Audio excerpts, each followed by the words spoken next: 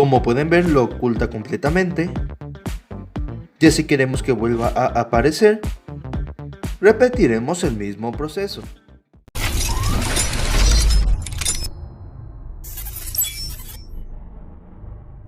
Muy buenos días, tardes o noche, gente de YouTube. En esta ocasión les enseñaré a cómo agregar los iconos de escritorio en Windows 11. Ya había hecho un vídeo de cómo hacerlo en Windows 7 y Windows 10. Lo que haremos será presionar clic derecho en la pantalla,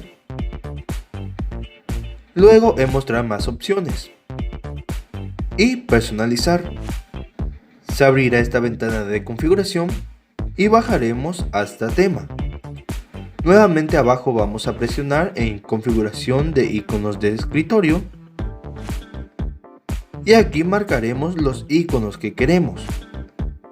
Luego en aplicar y en aceptar. Ya estaría agregados nuestros iconos. Si queremos ocultar algunos, simplemente repetiremos el mismo proceso.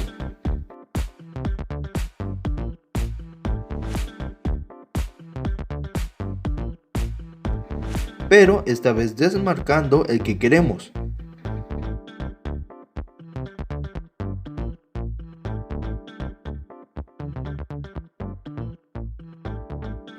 Como extra, si queremos ocultar todos los iconos, presionaremos clic derecho en la pantalla, luego en ver y presionaremos en mostrar iconos del escritorio. Como pueden ver, lo oculta completamente. Ya si queremos que vuelva a aparecer, repetiremos el mismo proceso. Y bueno, hasta aquí el vídeo de hoy. Si te gustó, si te sirvió, dale like, comparte y suscríbete para más contenido. Cualquier consulta o si no entendieron algo me puede escribir en la caja de los comentarios. Como también así si necesitan alguna otra indicación útil. Abajo encontrarán mis redes sociales por si quieren pasar a dialogar un poco conmigo. Eso fue todo. Hasta luego.